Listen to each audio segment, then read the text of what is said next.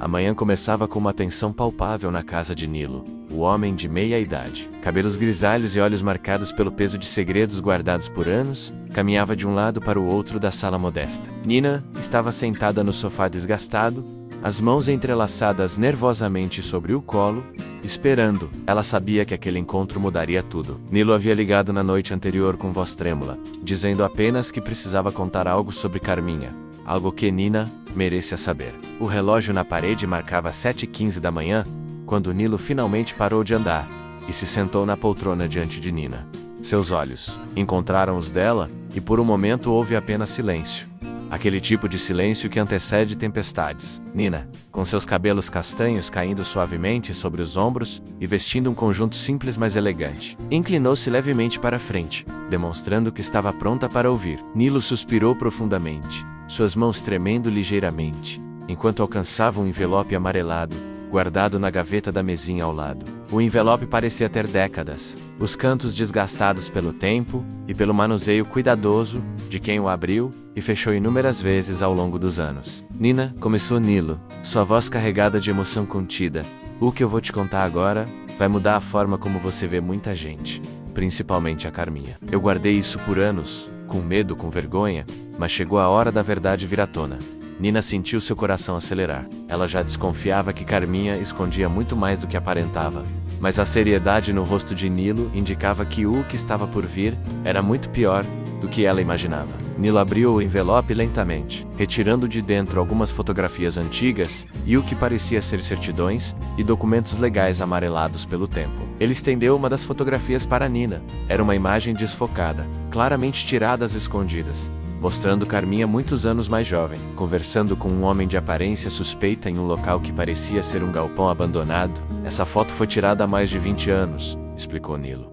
Naquela época, eu trabalhava fazendo bicos para ganhar dinheiro extra, e um desses bicos era vigiar certos locais à noite. Uma dessas noites, eu vi algo que não deveria ter visto. Nina segurou a fotografia com mãos trêmulas, seus olhos percorrendo cada detalhe da imagem granulada. O que você viu, Nilo? Sua voz saiu quase como um sussurro. Nilo levantou-se novamente, incapaz de ficar parado enquanto revivia aquelas memórias. Eu vi Carminha envolvida em algo muito escuro, Nina.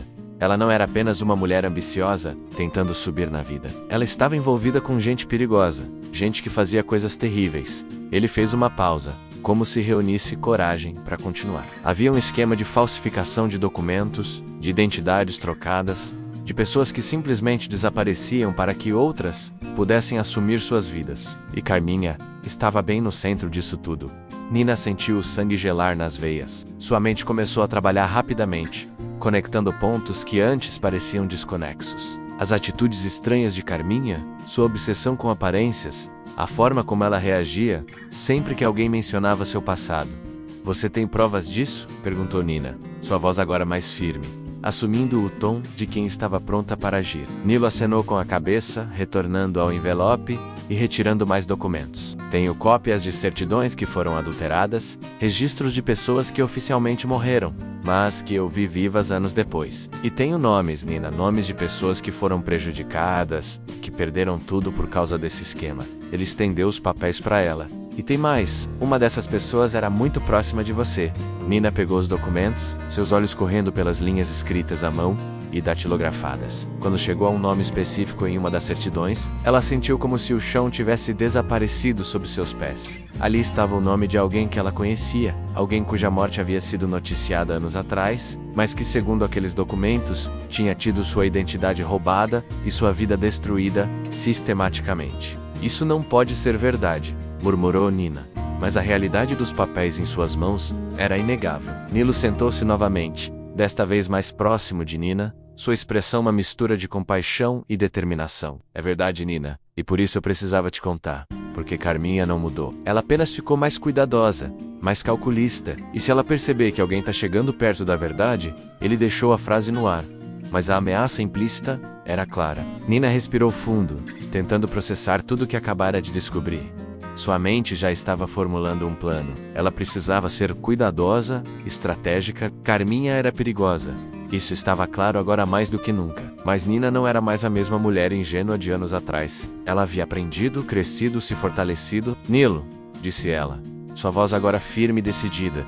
Eu preciso que você me conte tudo. Cada detalhe que você lembra. Vamos precisar de cada pedaço de informação para enfrentar a Carminha e trazer justiça para todas as pessoas que ela prejudicou. Nilo concordou solenemente. Eu estava esperando por esse dia há anos. Nina estava esperando por alguém corajoso o suficiente para enfrentá-la. E assim, durante as próximas horas, Nilo começou a narrar uma história sombria de manipulação, ganância e crueldade que se estendia por décadas. Ele contou sobre como Carminha havia conhecido as pessoas erradas na juventude, pessoas que viram nela não apenas ambição, mas uma ausência completa de escrúpulos que a tornava perfeita para seus esquemas. Ela começou pequeno, apenas falsificando alguns documentos aqui e ali, recebendo uma porcentagem por seu trabalho. Mas logo percebeu que podia fazer muito mais. O esquema evoluiu. Carminha começou a identificar pessoas vulneráveis, geralmente mulheres sozinhas com filhos pequenos, que tinham algo que ela queria, seja uma propriedade, uma herança esperada, ou simplesmente uma vida que parecia melhor que a sua. Ela se aproximava dessas mulheres, ganhava sua confiança, aprendia tudo sobre suas vidas. E então, com a ajuda de seus comparsas, ela orquestrava situações onde essas mulheres simplesmente desapareciam. Algumas eram enviadas para longe com falsas promessas de emprego. Outras eram ameaçadas e forçadas a fugir. E havia casos, Nilo admitiu com voz pesada, onde o destino delas era ainda pior. Uma vez que a mulher desaparecia, Carminha assumia sua identidade, usando os documentos falsificados para se passar por ela, tempo suficiente para tomar controle de seus bens. Nina ouvia horrorizada, mas forçando-se a manter a compostura. Cada revelação era como uma facada, especialmente quando Nilo começou a descrever casos específicos que ele havia testemunhado ou descoberto ao longo dos anos. Havia uma mulher chamada Rita, que tinha uma pequena pensão à beira-mar. Carminha se interessou pela propriedade, aproximou-se de Rita sob o pretexto de procurar um quarto para alugar. E em menos de 6 meses, Rita havia desaparecido e Carminha estava administrando a pensão como se fosse sua. Havia outra mulher, Teresa, que estava prestes a receber uma grande indenização de seguro após a morte do marido. Carminha descobriu sobre o dinheiro, cultivou uma amizade com Teresa durante o período de luto, e quando o dinheiro finalmente foi liberado, Teresa foi vista pela última vez entrando em um carro com Carminha, alegadamente para irem juntas ao banco. Teresa nunca mais foi vista, e o dinheiro da indenização desapareceu sem deixar rastros. Mas como ela conseguiu fazer isso tantas vezes sem ser pega? Perguntou Nina, sua voz tremendo de raiva e incredulidade. Nilo explicou que Carminha era excepcionalmente cuidadosa e sempre contava com uma rede de cúmplices. Havia o falsificador de documentos, um homem que Nilo conhecia apenas como Ataide, que era capaz de criar identidades completamente novas que passavam por qualquer verificação da época. Havia um advogado corrupto que facilitava as transferências de propriedade e ajudava a criar rastros de papel legítimos para as transações fraudulentas. E havia enforcers, homens violentos que garantiam que as vítimas de Carminha nunca voltassem para reclamar o que era delas. E Max? Perguntou Nina de repente, lembrando-se do marido de Carminha. Ele sabe de tudo isso? Ele está envolvido? Nilo hesitou antes de responder. Max é complicado. Nos primeiros anos eu acho que ele não sabia de nada. Carminha o conheceu depois que já estava estabelecida em uma de suas identidades roubadas. Ela se apresentou como uma viúva de posses. E Max, que na época estava lutando para construir sua própria carreira, viu nela uma parceira que podia ajudá-lo a subir na vida. Mas com o tempo, ele começou a perceber que havia coisas estranhas no passado de Carminha. Inconsistências em suas histórias, documentos que não batiam nem inclinou-se para a frente. E o que ele fez quando descobriu? Nilos, isso é o mais triste, Nina. Max decidiu que era mais conveniente não fazer perguntas. Ele gostava do estilo de vida que o dinheiro de Carminha proporcionava.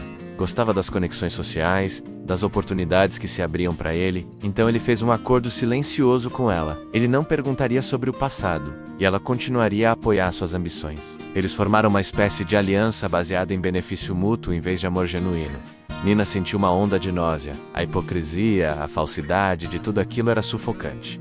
E Jorginho? Ela perguntou, pensando no filho do casal. Ele sabe algo sobre isso? Nilo balançou a cabeça firmemente. Jorginho não sabe de nada, e Carminha faz de tudo para mantê-lo na ignorância. Na verdade, Jorginho é provavelmente a única pessoa no mundo por quem Carminha sente algo genuíno. Ela o protege ferozmente de seu passado, e eu acredito que parte de sua motivação para manter todas essas mentiras é garantir que ele nunca descubra a verdade sobre quem ela realmente é. Nina absorveu essa informação. Vendo Carminha agora, sob uma nova luz. Não era apenas uma vilã unidimensional, mas uma figura complexa e profundamente perturbada, capaz de amor materno genuíno mesmo, enquanto causava sofrimento incalculável a outros. De certa forma, isso a tornava ainda mais perigosa, porque significava que ela tinha muito a perder se a verdade viesse à tona. E pessoas com muito a perder eram capazes de qualquer coisa para proteger seus segredos. Nilo, eu preciso saber,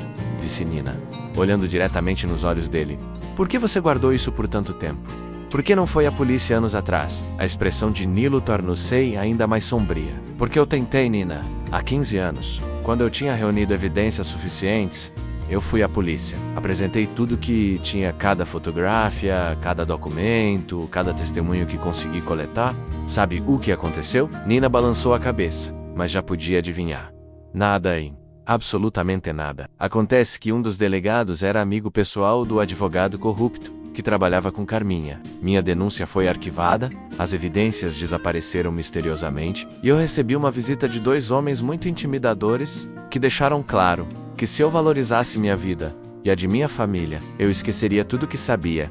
Ele passou a mão pelo rosto cansado. Eu tinha uma esposa na época, Nina, e 2 filhos pequenos. Eu não podia arriscar as suas vidas por causa disso. Então eu me calei, guardei as cópias das evidências que tinha conseguido fazer antes que tudo fosse confiscado e esperei. Esperei por uma oportunidade, pelo momento certo, pela pessoa certa que pudesse fazer algo com essas informações. Nina sentiu uma mistura de compaixão e frustração. Ela entendia a posição impossível em que Nilo havia sido colocado, mas tantas outras pessoas poderiam ter sido salvas se a verdade tivesse vindo à tona anos atrás. E por que você acha que eu sou a pessoa certa agora? Perguntou ela. Nilo sorriu pela primeira vez naquela manhã. Um sorriso triste, mas esperançoso, porque você tem algo que nenhuma das outras vítimas de Carminha tinha. Você tem recursos, conexões, influência. Você não é uma mulher vulnerável e sozinha, que pode ser facilmente eliminada ou silenciada. E mais importante, você tem motivação. Eu tenho acompanhado a situação entre vocês, Nina. Eu sei que Carminha vê você como uma ameaça, e isso significa que você já está no radar dela de qualquer forma. Melhor ser uma ameaça armada com a verdade do que uma presa fácil. Nina considerou as palavras dele. Era verdade que sua posição era diferente das vítimas anteriores de Carminha. Ela tinha construído sua própria vida, tinha suas próprias conexões e recursos, mas isso também significava que Carminha a veria como uma ameaça ainda maior, o que poderia tornar as coisas muito mais perigosas. Eu preciso de tempo para pensar sobre tudo isso, disse Nina finalmente, levantando-se do sofá. Mas Nilo, eu prometo que não vou deixar isso passar. Essas pessoas merecem justiça. E Carminha precisa responder pelo que fez. Nilo também se levantou, caminhando até ela e segurando suas mãos entre as suas. Só me prometa uma coisa, Nina Serra cuidadosa. Carminha é mais perigosa do que você imagina e ela tem muito a perder. Se ela suspeitar que você sabe algo, ela não vai hesitar em agir contra você. Nina assentiu solenemente. Eu vou ser cuidadosa. Mas Nilo, eu também preciso que você fique seguro. Se Carminha descobrir que você me contou tudo isso... Nilo apertou suas mãos. Eu já vivi com medo por tempo demais, Nina. Se algo acontecer comigo, pelo menos será, porque finalmente tive coragem de fazer a coisa certa. Com essas palavras pesadas pairando no ar, Nina pegou o envelope com todas as evidências que Nilo havia guardado por tantos anos e saiu da casa dele, sua mente fervilhando com planos e preocupações. Ela sabia que os próximos dias e semanas seriam cruciais. Ela precisava ser estratégica, cuidadosa, e, acima de tudo, precisava estar preparada para qualquer reação de Carminha. Enquanto Nina dirigia de volta para casa, suas mãos apertadas ao volante, ela não notou o carro discreto que havia estacionado na esquina da casa de Nilo, nem viu o homem dentro dele baixando uma câmera de longo alcance. Alguém estava observando, alguém estava reportando cada movimento dela de volta para Carminha. A tempestade estava se formando, e nenhum dos envolvidos sabia ainda o quanto suas vidas estavam prestes a mudar. Enquanto isso, em outra parte da cidade, em um quarto modesto mas confortável, Jorginho acordava subitamente de um sonho, seu corpo coberto de suor frio. Seu coração batia acelerado no peito enquanto ele tentava se agarrar às imagens que ainda flutuavam em sua mente. Imagens que pareciam tão reais, tão vívidas, mas que ao mesmo tempo eram estranhamente distantes, como memórias de uma vida que ele não tinha certeza se havia vivido. No sonho, ele era criança novamente, não podia ter mais que 4 ou 5 anos, estava em uma casa que não reconhecia. uma casa simples, com móveis velhos e paredes descascadas. Muito diferente da mansão luxuosa, onde havia crescido com Carminha e Max, e havia uma mulher com rosto gentil e olhos calorosos, que o segurava no colo e cantava baixinho para ele. Sua voz era doce e melodiosa, preenchendo o pequeno cômodo, com uma sensação de segurança e amor incondicional, que Jorginho não se lembrava de ter sentido na vida real. A mulher no sonho o chamava de meu tesouro, e dizia que sempre o amaria, não importava o que acontecesse. Ela tinha um lenço colorido amarrado no cabelo, e usava um vestido simples, mas seus olhos brilhavam com um amor tão puro, que fazia o coração de Jorginho doer. Mesmo agora, acordado. Quem era aquela mulher? Por que ela parecia tão familiar e tão estranha ao mesmo tempo? Jorginho sentou-se na cama, passando as mãos pelo rosto e tentando dar sentido àquelas imagens. Não era a primeira vez que tinha sonhos assim. Nos últimos meses, eles haviam se tornado mais frequentes, meio intensos. Sempre a mesma mulher, sempre aquela sensação avassaladora de amor e perda misturados. Débora, que dormia ao seu lado, despertou com o movimento dele. Ela havia se casado com Jorginho há 2 anos, e conhecia seu marido bem o suficiente para saber quando algo o perturbava. Amor, o que foi? Perguntou ela, sua voz ainda rouca de sono, enquanto se sentava e colocava a mão nas costas dele em um gesto reconfortante. Você está tremendo. Jorginho virou-se para ela, seus olhos revelando uma confusão e angústia profundas. Eu tive aquele sonho de novo, Débora. A mulher, a casa, tudo tão real. E dessa vez, havia mais detalhes. Ela estava me levando para algum lugar, segurando minha mão, e estava com medo. Eu podia sentir o medo dela. Ela estava olhando para trás, constantemente, como se alguém estivesse nos perseguindo. Débora sentiu uma pontada de preocupação atravessar seu peito. Esses sonhos de Jorginho haviam começado alguns meses atrás, pouco depois deles terem se mudado para aquele apartamento. No início, ela havia achado que eram apenas sonhos comuns, talvez reflexos de estresse ou ansiedade. Mas conforme eles se tornavam mais frequentes e mais detalhados, ela começou a se perguntar se não eram algo mais. Memórias reprimidas, talvez. Mas memórias de quê? Jorginho, disse ela suavemente, segurando o rosto dele entre suas mãos. Você já pensou em conversar com sua mãe sobre isso? Talvez Carminha possa explicar esses sonhos, ou pelo menos te ajudar a entender da onde eles vêm. A menção de Carminha fez Jorginho franzir o senho. Sua relação com a mãe sempre havia sido complicada. Ela era amorosa, sim, mas de uma forma sufocante, controladora. Havia sempre segredos. Sempre coisas que ela se recusava a discutir, especialmente sobre o passado. Sempre que Jorginho tentava perguntar sobre sua infância antes dos 5 ou 6 anos, Carminha mudava de assunto ou inventava desculpas vagas. Não sei se posso conversar com ela sobre isso, admitiu Jorginho. Toda vez que menciono qualquer coisa sobre minha infância, ela fica estranha, defensiva. É como se houvesse algo que ela não quer que eu saiba. Débora mordeu o lábio, ponderando. Ela própria havia notado o comportamento estranho de Carminha em relação ao passado. A sogra era geralmente uma mulher confiante e controlada, mas menções à infância de Jorginho pareciam desestabilizá-la de uma forma que Débora não conseguia entender completamente. Então talvez devêssemos procurar respostas em outro lugar, sugeriu Débora cautelosamente. Não necessariamente confrontar sua mãe, mas talvez conversar com outras pessoas que conheciam sua família naquela época. Vizinhos antigos, amigos da família, qualquer um que possa preencher as lacunas. Jorginho considerou a sugestão. A ideia de investigar seu próprio passado parecia tanto excitante quanto aterrorizante. Parte dele queria desesperadamente entender aqueles sonhos, descobrir quem era aquela mulher e por que ela provocava sentimentos tão intensos nele. Mas outra parte tinha medo do que poderia descobrir. Medo de que a verdade pudesse de alguma forma destruir a vida que ele havia construído. Eu não sei, Débora, disse ele hesitante. E se descobrirmos algo que não deveria ser descoberto? E se houver um motivo para minha mãe ser tão reservada sobre o passado? Débora segurou a mão dele firmemente. Jorginho, você merece saber a verdade sobre sua própria vida. Seja qual for essa verdade, e eu vou estar ao seu lado. Não importa o que descobrirmos. A determinação na voz dela deu a Jorginho a coragem que ele precisava. Ele assentiu lentamente. Tá bem, vamos procurar respostas. Mas precisamos ser discretos. Se minha mãe descobrir que estamos investigando, ela vai fazer de tudo para nos impedir.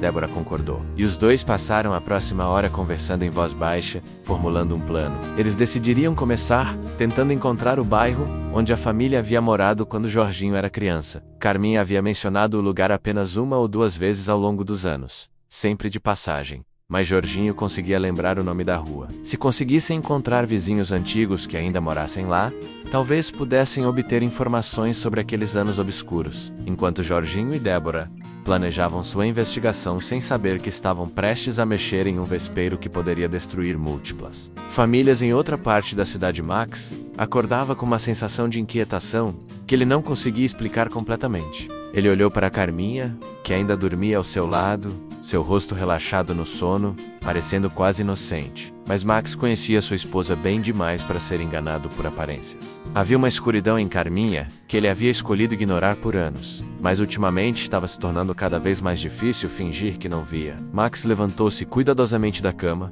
tentando não acordar Carminha, e foi até a janela, olhando para a cidade que começava a despertar com o nascer do sol. Sua mente estava em Nina, algo que havia se tornado cada vez mais frequente nos últimos meses. Havia algo naquela mulher que o intrigava, que o atraía de uma forma que ele não havia sentido há anos. Ela era forte, independente, genuína de uma forma que Carminha nunca havia sido. E ultimamente, Max havia se pegado pensando cada vez mais sobre como seria estar com alguém assim. Alguém com quem ele não precisasse constantemente medir suas palavras.